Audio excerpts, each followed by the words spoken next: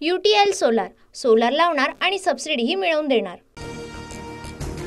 महायुती सरकारचा मंत्रिमंडळ विस्ताराचा फॉर्म्युला ठरला। भाजप 21, शिंदेची शिवसेना 13 आणि अजित पवार गटाला 9 मंत्रिपदं मिळणार, सूत्रांची माहिती।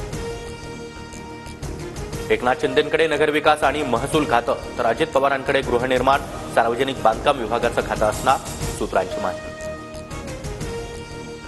शिंदेंच्या शिवसेनेच्या 3 मंत्र्यांना डच्चू देत नव्या चेहऱ्यांना संधी, सूत्रांची माहिती। अब्दुल सत्तार, तानाजी सावंत, दीपक केसरकरांना मंत्री करण्यास पक्षामधूनच विरोध असल्याची माहिती। अर्थ खातं आणि गृह खातं फडणवीसांकडे राहणार, सूत्रांची माहिती। तर बावनकुळे, पंकजा मुंडे, चंद्रकांत पाटील, मुनगंटीवारांची मंत्रिपदी वर्णी लागण्याची शक्यता। महायुती सरकारचा मंत्रिमंडळ विस्ताराचा मुहूर्त ठरला। 14 तारखेला मंत्रिमंडळ विस्तार होणार, अजित पवार यांची माहिती। एक देश एक निवडणूक विधेयकाला केंद्रीय कॅबिनेटमध्ये मंजुरी। पुढील आठवड्यामध्ये विधेयक सादर होण्याची शक्यता, सूत्रांची माहिती। शरद पवारांच्या वाढदिवसानिमित्त दिल्लीतील निवासस्थानी अजित पवारांची भेट। सुनेत्रा पवारांसह छगन भुजबळ आणि प्रफुल्ल पटेल यांच्याकडून शरद पवारांना वाढदिवसाच्या शुभेच्छा। निर्धावलेले लोक चिखलफेकीनंतर शुभेच्छा द्यायला आले। पवारांच्या वाढदिवशी आलेल्या अजित पवार, तटकरे, भुजबळांवर संजय राऊतांचा निशाणा। अजित पवार शरद पवारांना भेटायला गेले, यामागे कारण असू शकतात। शरद पवार आणि अजितदादा एकत्र येतील असं जाणकार सांगतात। शिंदे गटाच्या संजय शिरसाट यांची प्रतिक्रिया। मुख्यमंत्री देवेंद्र फडणवीसांनी घेतली पंतप्रधान नरेंद्र मोदींची भेट। महाराष्ट्राच्या पाठीशी खंबीरपणे उभं राहिल्याचं म्हणत फडणवीसांनी मोदींचे आभार मानले। ईव्हीएम असेपर्यंत मी निवडणुकीला उभा राहणार नाही, ईव्हीएमच्या माध्यमातून मतदानही करणार नाही, शरद पवार गटाचे आमदार उत्तम जानकर यांची घोषणा। ईव्हीएमबाबत महाविकास आघाडी सुप्रीम कोर्टात जाण्याआधी मुंबई हायकोर्टात जाणार, वकिलांकडून कायदेशीर सल्ला घेतला जाणार, सूत्रांची माहिती। परभणीमध्ये माथे फिरून केलेल्या घटनेचा निषेधच, मात्र आरोपीला अटक केल्यानंतर हिंसा होणं योग्य नाही। परभणीतील तोडफोडी प्रकरणी मुख्यमंत्री फडणवीसांची प्रतिक्रिया।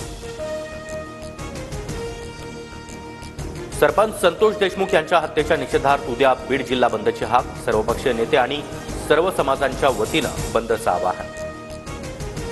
शिंदेंच्या उपस्थितीमध्ये मुंबईत शिवसेनेच्या आजी माजी आमदार, खासदार, नगरसेवकांची बैठक। मुंबई महापालिका निवडणूक पूर्वतयारी आणि रणनीती संदर्भात चर्चा।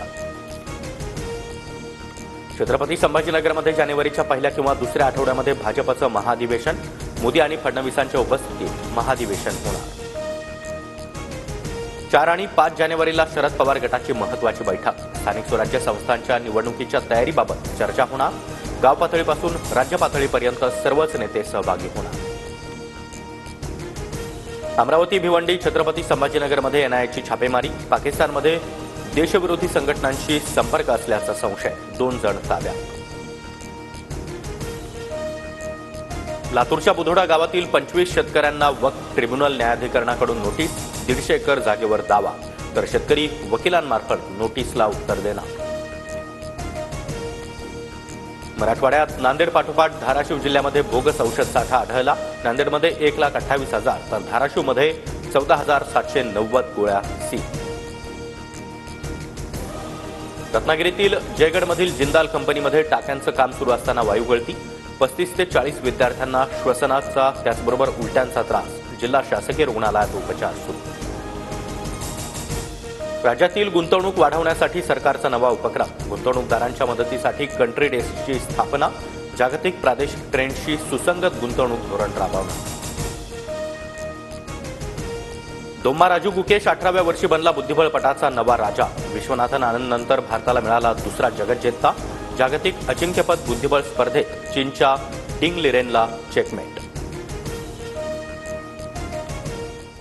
UTL सोलार लावणार आणि सबसिडीही मिळवून देणार।